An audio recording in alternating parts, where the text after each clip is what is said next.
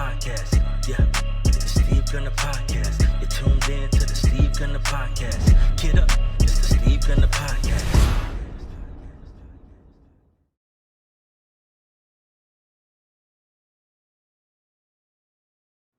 Welcome to another episode of the Steve Gunter podcast, where we discuss the steps, the strategies, and the mindset of real estate investing tailor-made for the pro athlete. I'm your host, Steve Gunter, and it's an honor and privilege to be with you today. Look, guys, today we have a man who needs no introduction. He was an elite college football player at the University of Oregon and the University of South Florida. Today, he's a luxury realtor of the sports and entertainment division here at Compass and the official real estate agent for the Tampa Bay Buccaneers. You may also know of his father, Coach Tony Dungy, who led the Indianapolis Colts to a Super Bowl 41 win. Ladies and gentlemen, please welcome my man, Eric Dungy.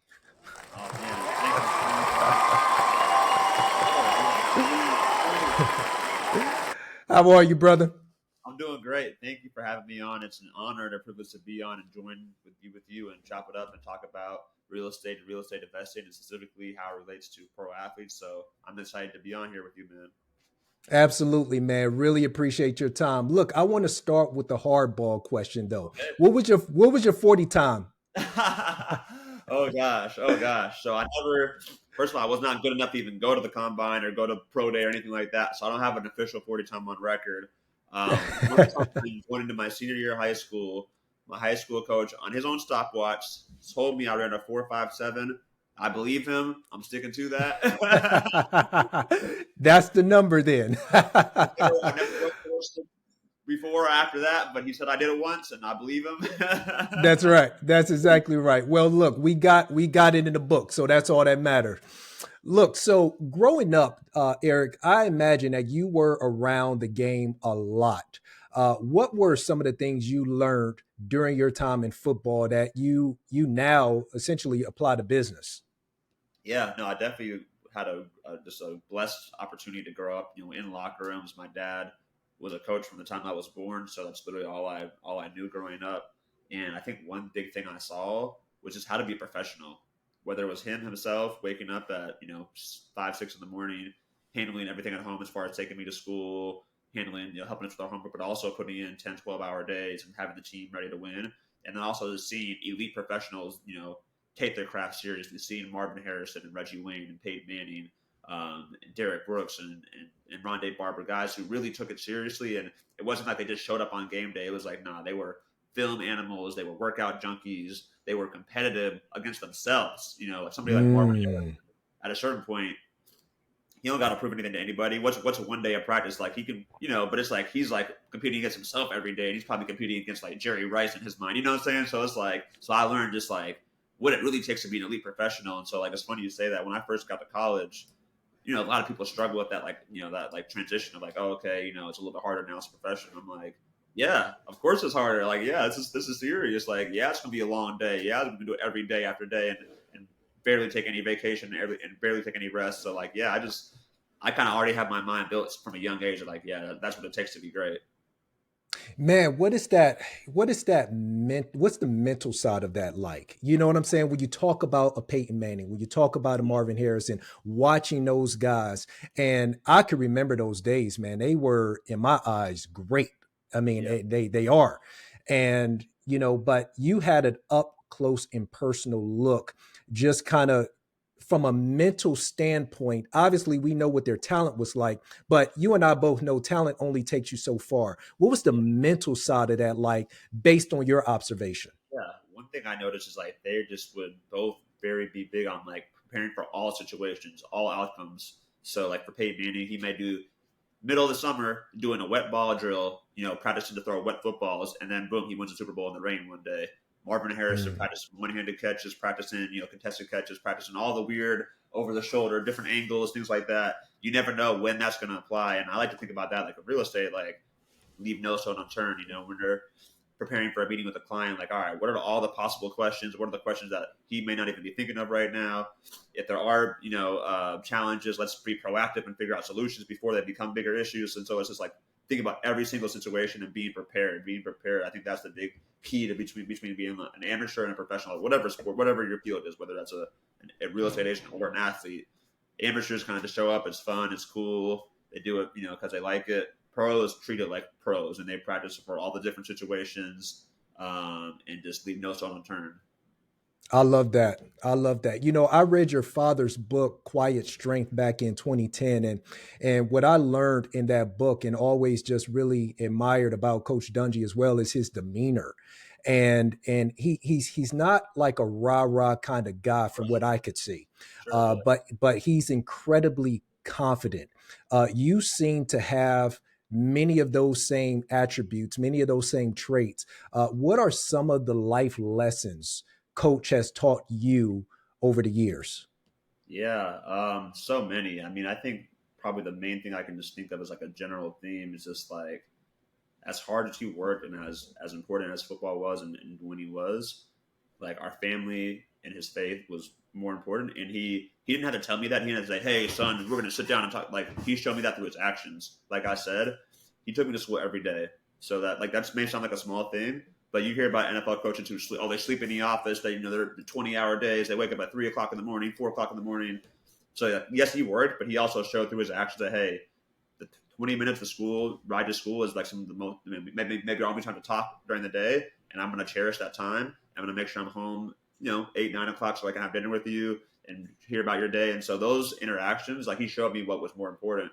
And, like, when he retired, like, he still had years left in the tank, but at a certain point, he through his actions that, hey, success and worldly success and accomplishments are important, but there's things that are bigger than that. But then another thing that I feel like I learned from him was just consistency. I mean, I think when you talk about his demeanor and the confidence, is from being consistent and from every day showing up as the same person and not letting emotions or not letting other circumstances dictate how you're going to wake up and show up and respond. And so I'm trying to be more like him in that manner and being more consistent, not getting in a tank when things don't go my way, or not getting so high after a win that you can't come back down and refocus again. So I think just priorities and then consistency are two things I think I learned, just again through observation more than any one specific like sit down speech or anything like that. That's a great point that you make too, not getting too high on the highs and perhaps even too lows on the lows as well, especially in this business. Wouldn't you say? I mean, there are a lot of reasons why you can get high and there's a lot of reasons you could get low, but that sort of stoicism can be valuable. Would you agree with that? Absolutely. And especially going back to this business that we're both in, we are, as a real estate advisor, are helping our clients through the biggest transaction of their life oftentimes. And it's a very stressful, or it can be very stressful. We're talking about hundreds of thousands, if not millions of dollars in the balance. And we do it every day, so maybe we take it for granted. But for the client, they're doing this once a year, once every 5 years, once every 20 years. And so it's a big moment for them. And so while they may be up and down, or they're freaking out about the negotiations, or because the inspector found something, or whatever it may be, the loan approval got denied, whatever, right? We have to be the consistent voice of like, hey, all right, this happened to us. We're going to bounce back. We didn't get the house. Let's get the next house. Oh, the inspector found this. Let's call the repairman to figure it out. Let's negotiate we have to be consistent and not freak out and not get too crazy. And because oftentimes the clients are going to ride the emotions because they don't do it every day like we do. Agreed. Absolutely. Absolutely. Eric, I want to show you something. Let me share my screen with you. Stand by 1 second. I don't know what happened with that. Okay. Anyway, that's fine. I was going to show off your video. You were on TV recently. I guess it was about a year ago. Yeah. And how was that, man? That was a cool opportunity. I don't know that I'm cut out to be a full-time real estate TV reality star or anything like that, but it was a cool opportunity. I don't believe it, man. You look really natural. That's what I said. That brother, he belonged on TV. There you go. Millionaire listings. Yeah. So the show was called First Time Buyer on Hulu. it was done through the National Association of Realtors. And so their kind of specific goal was to really show like the actual reality of like the home buying process, especially for a first time buyer.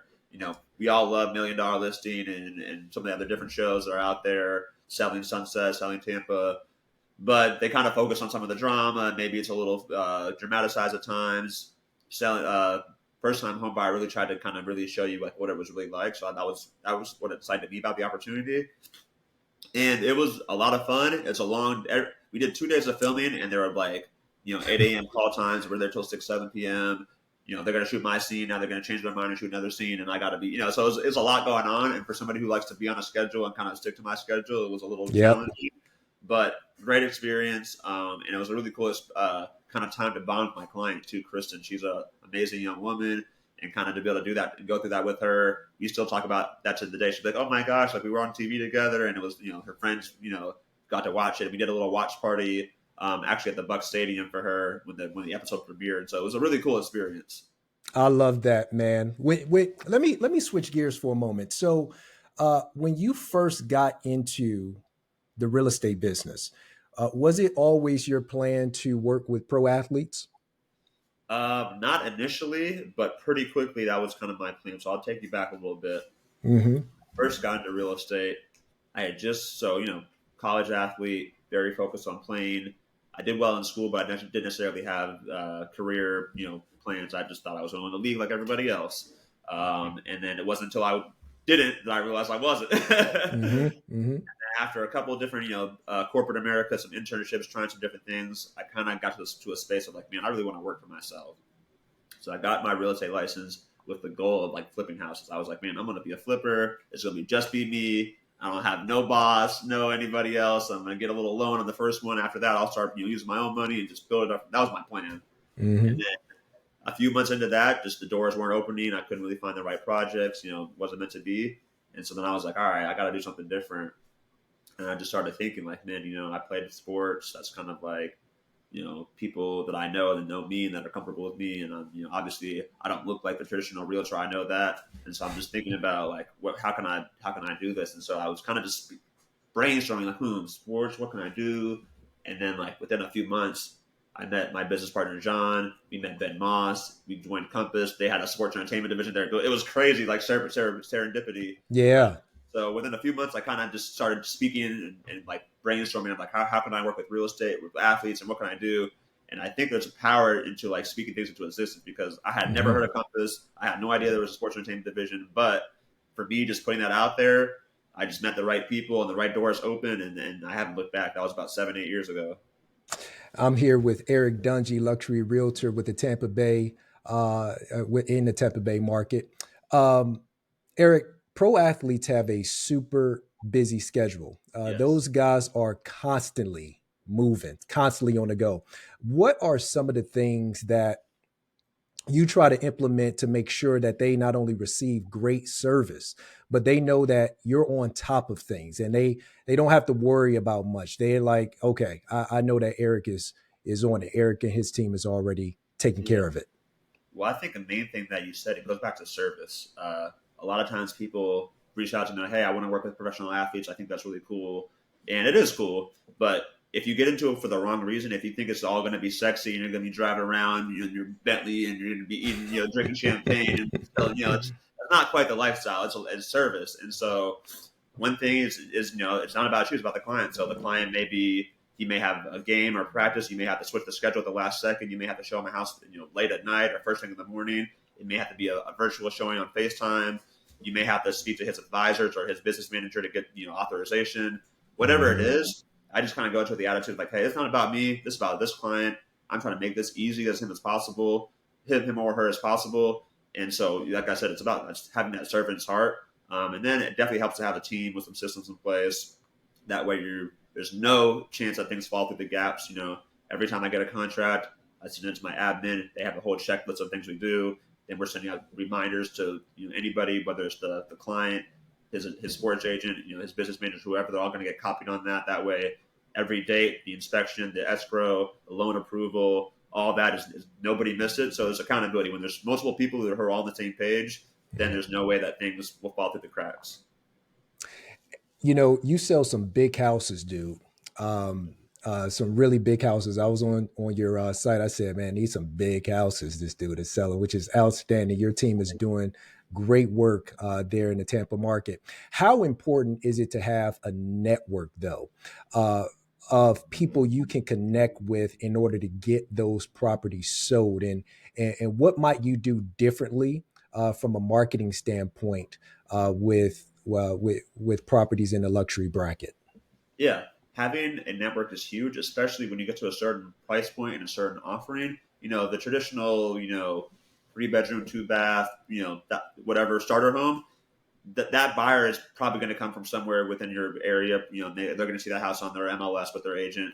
When you're looking at, penthouses, beach houses, huge lake houses, the buyer may be local, the buyer may be from New York, the buyer may be from California, the buyer may be international. This could be a second home, it could be a third home. It could just be a trophy house. And Mm-hmm. so, from that standpoint, you gotta do more. You can't just do the traditional hang a sign, throw it on the MLS. So, I'm very grateful to be part of the sports entertainment division. We have over 150, I believe now up to 170 agents from across the country in pretty much every major market where there's an athlete or an entertainment presence. And so, literally just yesterday, one of my clients, who's a coach for the Bucks, is selling his home, and I sent that home on a private exclusive, so we're not even on the market yet. I said to everybody in our sports entertainment division, and we already have one showing for Saturday. And so, again, I couldn't just sit there and just say, "Hey, I'll list on the MLS, and hopefully somebody has a buyer." Like, this is a big house, it's a big client, and so you got to pull out all the stops. I saw that house too, man. Man, that was beautiful. That was a Thank pretty you. one. Yeah, really nice one. So I'm sure that one's going to sell really quickly. I would imagine also your travel schedule is busy. Are you traveling a lot, connecting with a lot of agents and clients across the country? Yes, I am, and that's somebody told me. I shouldn't say somebody. John, my business partner, John Fincher, told me from a very young age that people do business with people they know, like, and Hmm. trust. So that's the name of the game. And so I do a lot of traveling, building relationships between other realtors because, like, just as I was able to promote my listing to a nationwide network of realtors, also that nationwide network has people relocating to Florida all the time, especially where I live, where there's Oh football yeah. players, there's baseball players, we have spring training, we have a litany of personal trainers, for people to train with in the off season, and then also building relationships with then people in the sports business, sports agents, business managers, financial advisors, business managers. There's a litany of affiliated professionals that are working with athletes, and it's a relationship business. That it is what it is. So whether I'm going to the NFL Combine, NBA Summer League, MLB Winter Meetings, even Compass, they have our sports entertainment division has different meetups. So it's just all about building relationships, giving value, and your network is so vital in this business. So I spend a lot of time traveling. It can be tiring, but it's well worth Hmm. it. Absolutely. Dude, I actually never been down to Tampa before. Really, you got to get down here, Never. man. It's a place. I've heard, man, you guys got all the spots, all the restaurants. It's just a gorgeous downtown area. And St. Pete, did I say that right? St. Pete. Yeah, it's Yeah, where yeah, that's the spot to be as well. yeah. So I love where I live. It's to me, Tampa provides a lot of the same things you're looking for in Miami or in Fort Lauderdale, but at a fraction of the price. And Tampa has a very small town feel, especially if you grew up in it. Like, you kind of feel like everybody kind of is maybe 1 degree of separation from everybody else, so it still feels like a town at the end of the day. But whether it's the water, the beach, we've got pro sports teams, we've got high end restaurants. The cost of living is relatively affordable compared to South Florida, so it's got a lot of great things, to offer, and it's warm every day. We were just talking before we got online. It's 75 degrees right now, Mm. so it's Tampa is beautiful. And then St. Pete, which is our sister city, 20 minutes across the bridge. A lot of the same offerings, and a little bit different vibe, a little bit more artistic, a little bit more chill, a little bit more laid back, more like craft breweries, more like dog friendly restaurants if you want to take your dog to the bar, like that kind of Hmm. vibe. So there's something for everybody, whether it's Tampa or St. Pete. There's kind of a spot for everybody, and two gorgeous places to live. I'm coming to see you, man. I'm coming to see you. You sold me. I'm coming to see you. I'm coming to Awesome. see you, and it's going to be a good time. Yeah, Definitely. well, on me, man. Whenever you're ready, I'll show you a great time. Moving into investing. Yeah, Many a times, guys aren't always considering their transition out of the game. right. I was actually just online with a former NFL player about a week ago, and he's a home builder today, and we were having this exact conversation. How focused guys are in their sport, and I get it. I get that part too. I mean, it's hard enough to get there, and Yes. it's even more difficult to stay there. And so I get, you know, putting your head down and making sure that you're focused on what you need to be focused on. However, um, I also think it's important that you gotta have some planning and planning out, planning your transition away from the sport. Uh, are you seeing more guys starting to think in that manner? And what role does real estate play in that? Yes, I have seen a lot more guys think about that, and honestly, I think to me, you got to go back to like LeBron James. To me, he was the kind of Mm, guy that said, "Hey, yeah, we're athletes. It's great. We're going to make a bunch of money and win championships, but like off the field, like let's build legacies. Let's create generational wealth." He kind of made it cool to like care about business and cared about investing and care about other things other than just playing ball. And you see the trickle down where you see guys they want to own commercial real estate, they want to own residential real estate, they want to, they want to create passive income. So I think that's a big thing is what is your lifestyle right now? How much does that cost you per year? And then figuring out how can I generate that passively when I retire? That way I don't have to adjust my lifestyle. I don't have to stop eating at the places I want to eat. I don't have to sell my house and downsize. I don't have to, get rid of my car because yeah, you earned that lifestyle, but now you want to keep it.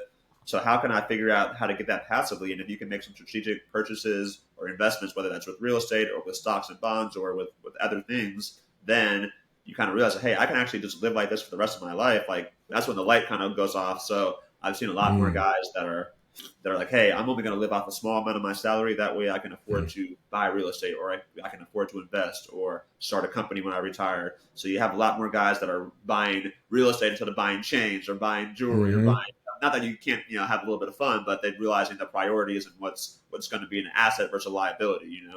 That's right. That's right. I love Ben Moss and I chatted a couple of months, well, a month ago, and that was the conversation that we were having, the difference between an asset and a liability. And man, he went into depth about that. And Ben is just such a bright guy.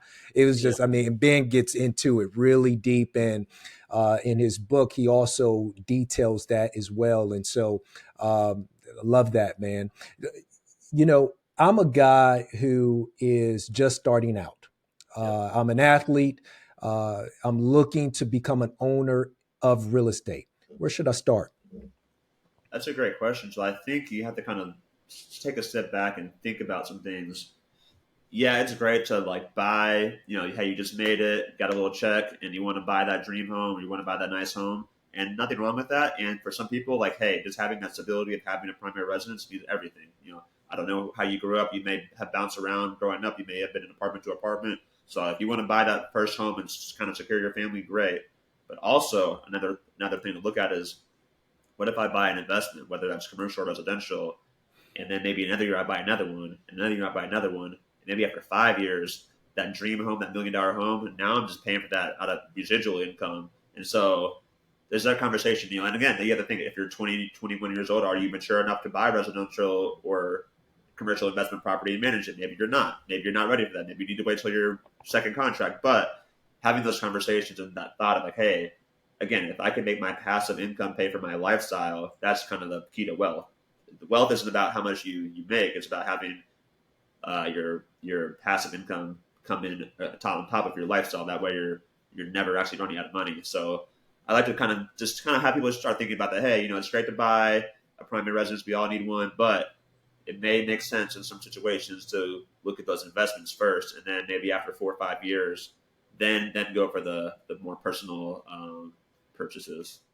I want to talk broadly about the Tampa market Yeah. first. What's it like there right now? Are you guys in a seller's market? Are you in a buyer's market? More balanced? Where are you there? And then I want to kind of hone in on perhaps some prime locations guys should start thinking about. Okay, for sure. Yeah. Just kind of overview. I'd say we're more in a seller's market right now. It's more balanced. Little It has, inventory. yeah, just a little inventory. It's Hmm. slightly more balanced than it has been in the past. I Hmm. think there's a little bit of price corrections going on from people who are still had those 2020, 2021 prices in their mind. That there's some prices coming down, but at the same time, there's still not a lot of inventory. So the homes that are priced properly are still going to move quickly. Kind of a macro trend that's definitely here in Tampa is a lot of people, I forgot the exact stat, but I would say upwards of 80% of people in America have a sub 5% mortgage. So knowing that, it's very difficult to imagine many people who are going to say, I'm going to trade my 5% mortgage for a 7% mortgage. So oftentimes the only people that are selling are people who are going through divorce, Right. they got a new job, they're moving, they just had a baby and they're sending their family, or they are only buying or selling out of necessity. So that contributes to a small amount of income, small amount of inventory.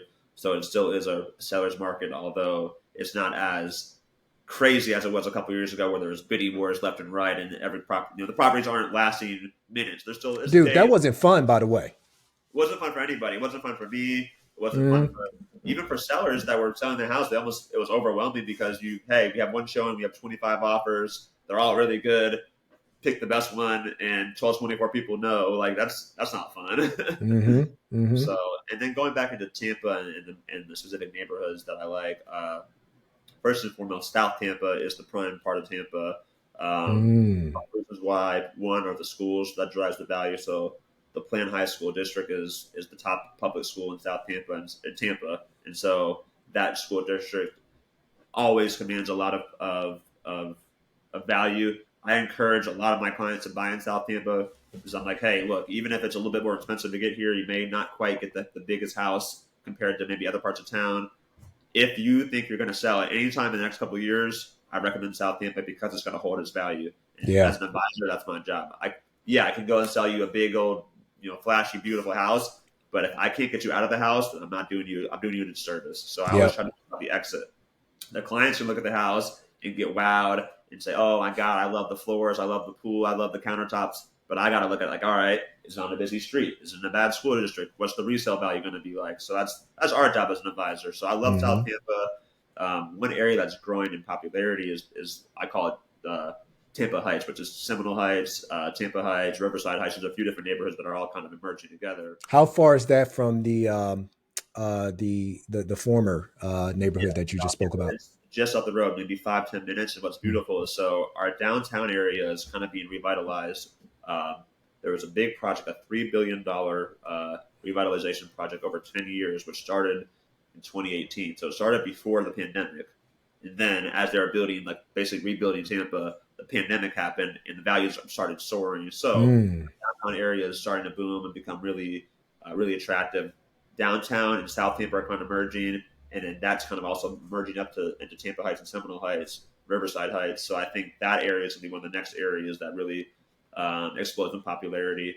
It's an area where a lot of people who maybe are priced out of South Tampa are starting to move towards because it's still close by. They get a little bit of bang for their buck. So I think over the years, that area is going to just increase in value as well. And one last thing I tell everybody who's looking at Tampa is I say follow the water. So whether that's good.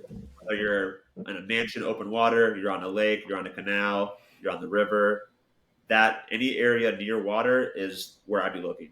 So we have a lot of waterfront, but they're not making more of it, and I think that's why you can buy a house on a canal, getting out to open water within a couple minutes on the boat for around $1 million in Tampa still.